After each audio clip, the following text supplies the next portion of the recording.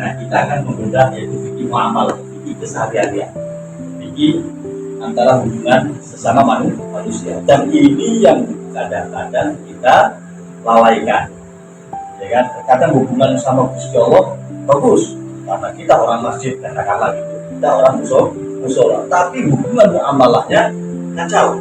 Kenapa? Karena nggak tahu ilmunya. Jadi kamu dari sini, ya, gara-gara yaitu saya sudah punya nama terkenal di mana-mana, semua orang menghormati tempat masalahnya. Tenang saja, panggil saja nama Bang Jack, contoh. Itu ternyata yaitu tidak sesuai akal. Nah, kita akan memperkenalkan bahwa yaitu tentang bab syubhat. Di sini dijelaskan, ya, kita Fathul Qorib disyarahi oleh Syekh Muhammad Nawawi dalam kitab Fathul Qorib dijelaskan tasul fi ahkam syubhat. Asal menerangkan tentang hukum-hukum syubhat. Hukum-hukum tentang bahasa di sini adalah pengajuan syubhat. Ya, secara istilahnya, istilah syariat akad syubhat adalah mengambil alih kepemilikan bagian ikrah.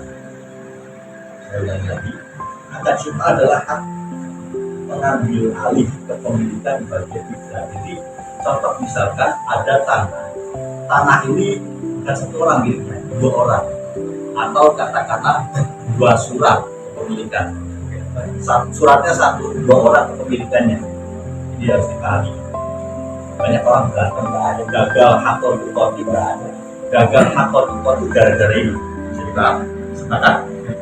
Contoh, punya mobil listrik, ya kan? Mobil listriknya satu, tapi duitnya dua orang. Contoh analogi yang ketiga adalah punya motornya satu, tapi duitnya dua orang. Itu. Bagaimana cara mengatasinya? Ketika ada orang yang mau beli, itu maka daripada syubhat.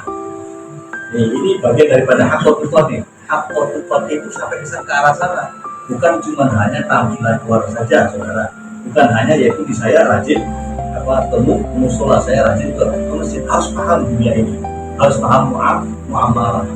Nah, yang lebih ngeri lagi sudah dikasih tahu, malah yaitu nggak menerima, kacau lagi kan? Padahal dasar hukumnya ada, ya, bahwa Rasulullah dan Nabi SAW bersyubhat.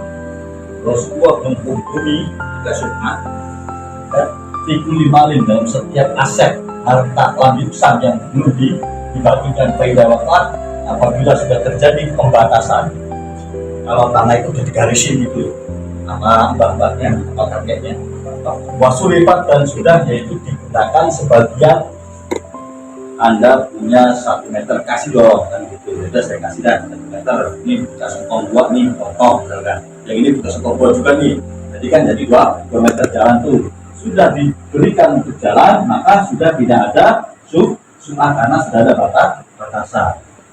Nah, yang kita akan jelaskan adalah di mana tanah yang belum ada batasannya.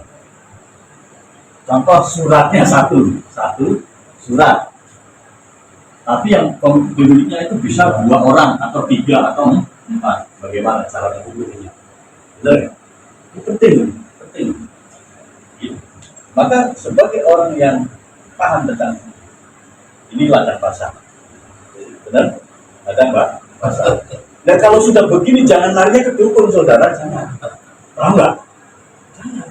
Salah jalur Anda sampai kapanpun salah jalur. Ketika yaitu menghadapi perkara seperti ini, ya bolehlah datang ke orang tua untuk minta doa. Tapi kalau bisa, yaitu datang ke orang tua yang paham di dunia ini. Bukan saja, saya selanjutnya ya. Nah,